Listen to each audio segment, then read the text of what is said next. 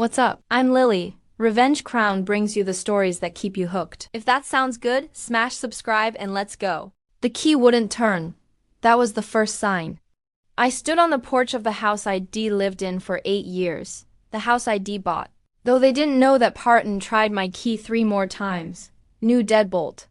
Brushed nickel instead of brass. The lock cylinder didn't even recognize my key's shape. My dad opened the door before I could knock.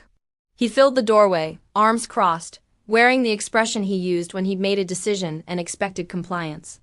Behind him, I could see my sister Mara perched on the arm of the couch, watching with that small smile she'd perfected in childhood. The one that said she'd won something. "We need to talk," my dad said. "About the locks you changed on my house." My voice didn't shake. I'd learned that trick in therapy along with several others. "Our house," my mom corrected, appearing behind him. She wore her church outfit, cream blouse, pearls, the heavy perfume that was impossible to breathe through. "We raised you here. We made this home what it is." I smiled, then small, calm, dangerous. "Is that what we're calling it?" My dad's jaw tightened. "You're 30 years old, Olivia. Most people your age have moved out by now. Your sister needs stability.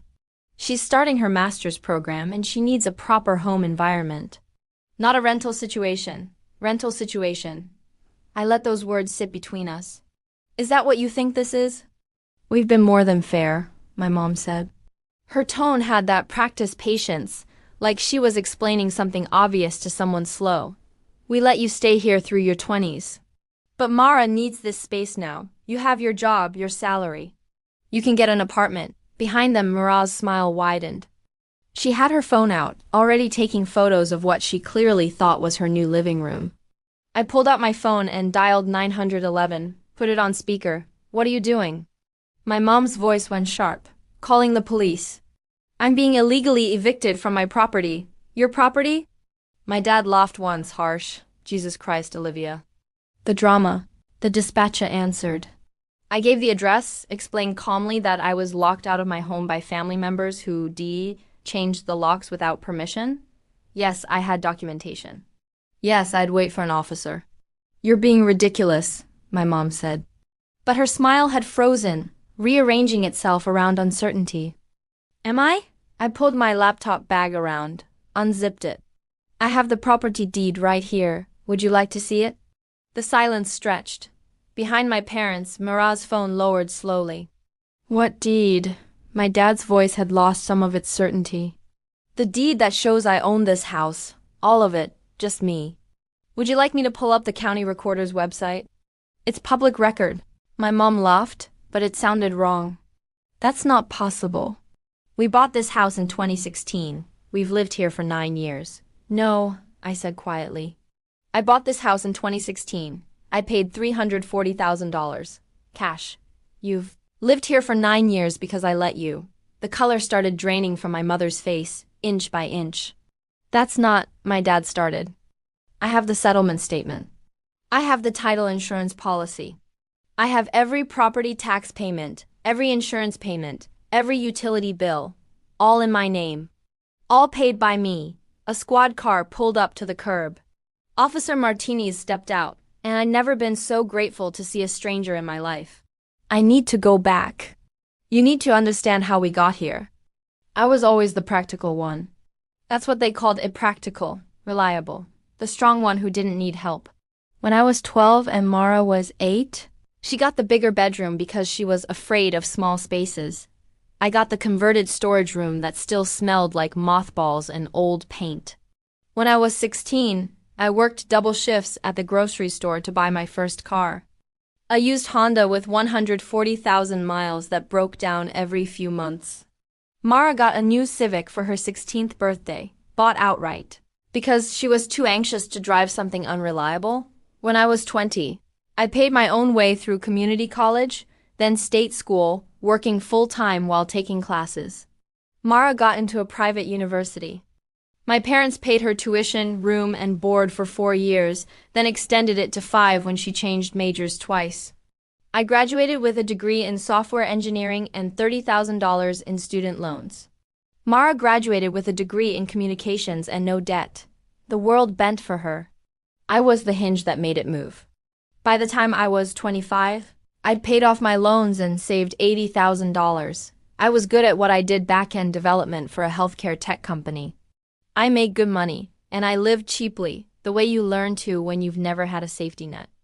My parents were renting a 2-bedroom apartment at the time, paying $1,800 a month. They complained constantly about the landlord, the thin walls, the lack of space. Mara was living with them after college, unemployed, finding herself. One Sunday dinner, my dad mentioned they'd looked at houses but couldn't get approved for a mortgage. His credit was wrecked from a failed business venture in the early 2000s. My mom worked part-time at a dental office. They had nothing saved. "We'll probably just rent forever," my mom said, sighing. She had this way of sighing that made it sound like she was suffering nobly. I should have said nothing.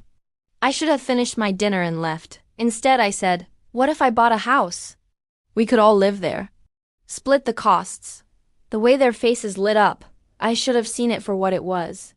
I found the house in March 2016. 3 bedrooms, 2 bathrooms, small backyard in a decent neighborhood. Listed at $355,000, I offered $340,000 cash, and they accepted. My parents went with me to see it. They made suggestions about paint colors and furniture placement. They talked about which room would be Mara's, which would be theirs. No one asked which would be mine. When we got to the closing, my dad started to sign papers. The title company officer stopped him. "These are Miss Chan's documents," she said. "She's the sole purchaser." "Right," my dad said.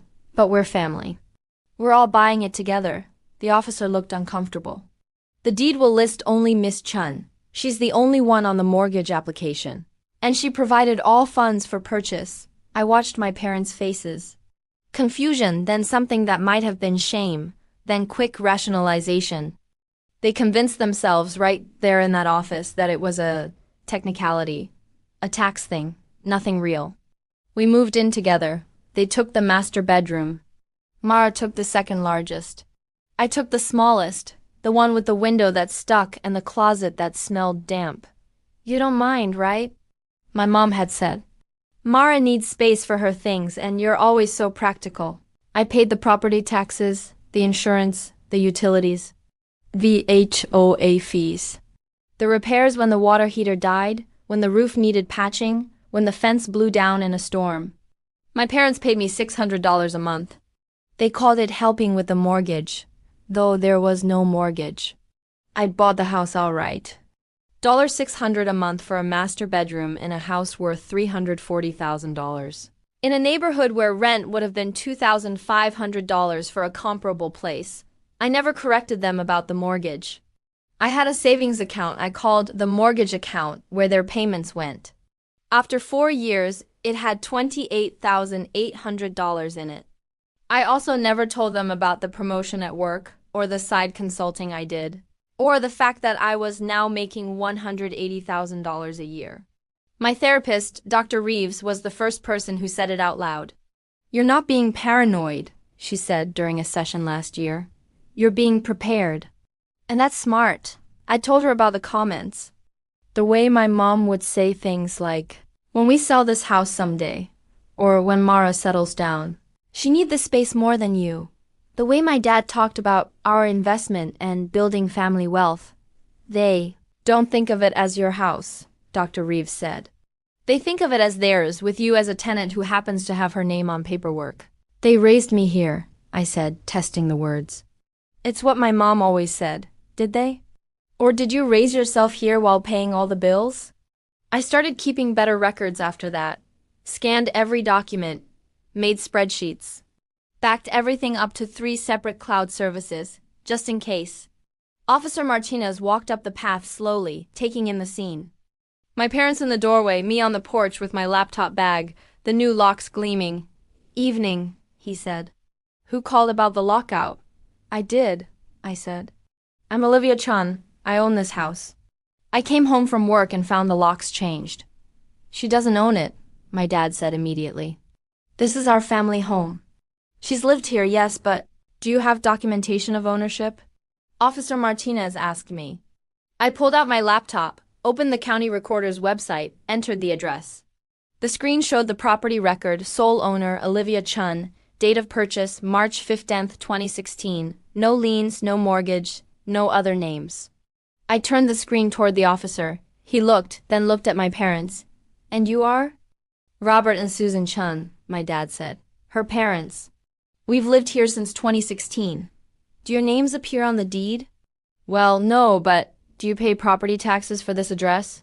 Silence. Do you have any legal documentation showing ownership or tenancy rights? She's our daughter, my mom said, and her voice cracked. We raised her. We made this home together. Officer Martinez looked at me. Do you want to press charges for illegal eviction? I thought about it. Watched my mother's mascara starting to smudge, my father staring at his shoes, my sister behind them. Phone finally lowered, face pale. I want access to my house, I said. I want the new locks removed or new keys provided immediately. And I want to discuss next steps inside, privately. The officer nodded. Mr. and Mrs. Chun, you need to provide access. The property owner has a legal right to enter their own home. If you've changed locks without permission, that's potentially criminal. I'd suggest cooperating. My dad's hand shook as he unlocked the deadbolt. Inside, the house looked different. Mara's things were everywhere, her shoes by the door, her jacket on the coat rack, her yoga mat rolled in the corner. She'd moved in completely while I was at work. Sit down, I said. We sat in the living room. The couch I'd bought, the coffee table I'd assembled, the TV I'd paid for. Officer Martinez stood near the door, present but quiet. 8 years ago, I said, I bought this house for $340,000 cash. I paid closing costs. I paid every property tax bill. Every insurance payment, every repair. I have receipts for all of it. We helped, my mom said weakly. You paid me $600 a month. I have bank records showing every deposit. Over 8 years, that's $57,600. The property taxes alone over that time were $64,000. The insurance was another $22,000. The new roof in 2019 was $18,000. The foundation repair in 2021 was $12,000. Should I go on? My dad's face had gone gray. You lived here cheaply because I let you, I continued. I never charged fair market rent. I never asked you to leave. But I also never gave up legal ownership. This house is mine. It's always been mine. Why didn't you tell us? Mara's voice was small. I looked at her. My sister, who'd never paid rent, never held a full-time job for more than 6 months, who was starting her second master's degree at 32 because the first one wasn't the right fit. Would it have mattered? She didn't answer. Here's what's going to happen, I said. You're going to give me keys to these new locks. You're going to remove Mara's belongings from my house tonight. And then we're going to discuss whether you continue living here or not. You're kicking us out? My mom's voice went shrill. Your own parents? You kicked me out first, I said calmly. You changed the locks. You told me to find my own place. You just didn't realize I already had one. Where will we go? My dad asked. The same place you expected me to go when you locked me out 4 hours ago. The silence that followed felt like something breaking, not my heart. Something in them, maybe. Some illusion they built where they were the providers and I was the dependent child, forever grateful, forever owing them. You can stay, I said finally, under new terms. Written lease. Fair market rent for a master bedroom in this neighborhood is $1,800 a month. You'll pay that. You'll pay half the utilities. You'll sign a contract stating you understand your tenants, not owners. You'll have no claim to this property, ever. That's, my dad started.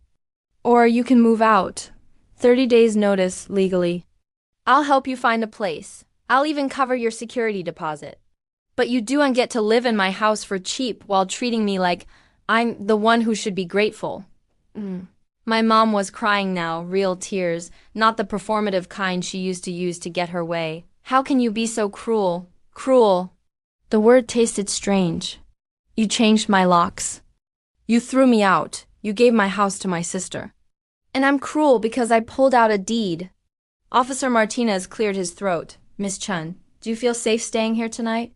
I looked around the room. At my parents, small now, scared. At my sister, who'd moved her things out of my bedroom and was crying quietly in the corner. Yes, I said. I do. They gave me the keys. Mara packed 2 suitcases and left that night, going to a friend's apartment.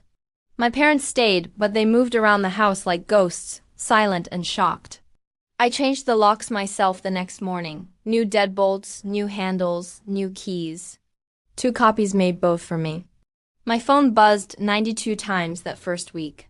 Calls from my parents' friends, from extended family, from people I barely knew. The story had spread, their version. Ungrateful daughter kicks out loving parents, claims ownership of family home, tears apart family over paperwork. I didn't answer. I'd learned from Dr. Reeves that no was a complete sentence, and that explaining yourself to people who already decided you were wrong was just performing for an audience that would never clap. My cousin Lovra did get through, though. She called my work line. I heard what happened, she said. I heard their side. Now tell me yours. So I did. I sent her the deed, the tax payments, the insurance documents, the receipts for repairs, the bank statements showing their $600 payments and my $3,000 plus payments every month for 8 years. There was a long silence after she'd looked at everything. Holy shit, she said finally. They really didn't know? They didn't want to know. She called my aunt next. Then my grandmother. Within 3 days, the family narrative had shifted. Some of them reached out to apologize. Most just went quiet, which was its own kind of answer. My parents lasted 11 days before they asked to talk.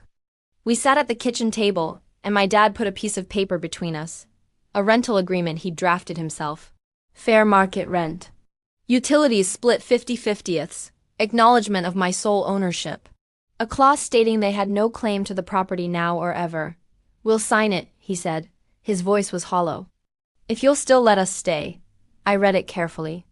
It was actually fair. No hidden clauses, no attempts to claw back power. One addition, I said. Mara doesn't live here. She can visit for dinner, holidays, whatever. But she's not a resident. My mom started to protest, then stopped, nodded, they signed. I signed. I had it notarized the next day.